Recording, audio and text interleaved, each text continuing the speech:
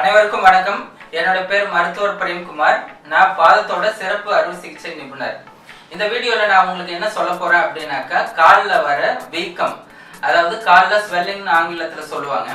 இதுதான் பாதம் அப்படின்னாக்கா, இந்த கணுக்கால் மேல பாத்தீங்கன்னா நிறைய பேஷண்ட்டுக்கு இல்ல பொதுமக்களுக்கு கால்ல வீக்கம் வந்துடும். இந்த வீக்கம் வர்றதுக்கு நிறைய காரணம் இருக்கு.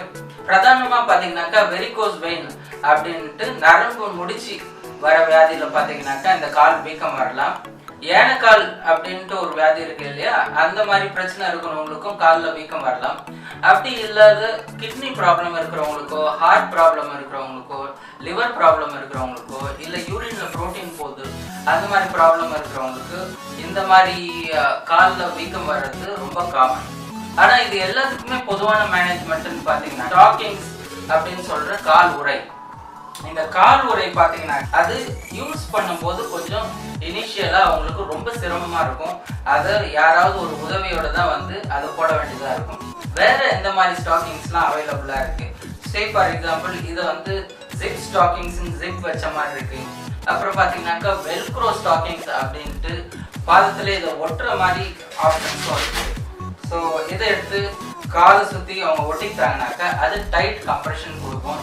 இந்த மாதிரி வீக்கத்தெல்லாம் அது குறைக்கும். இந்த வீடியோவில் நான் 1 by 1 இதெல்லாம் எப்படி யூஸ் பண்ணுறது அப்படின்னு நான் சொல்ல போகிறேன்.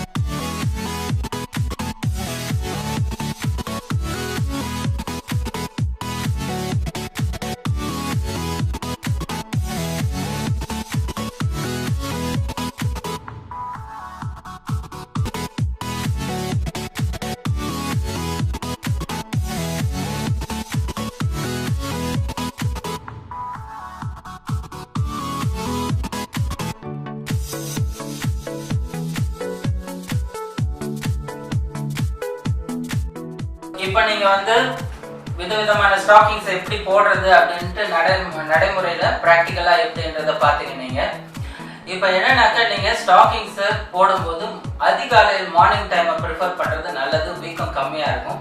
மாலை பொழுதுல பாத்தீங்கன்னாக்கா வீக்கம் ஜாஸ்தியா இருக்கும், போறதும் உங்களுக்கு டிஃபிகல்ட் ஆயிடும்.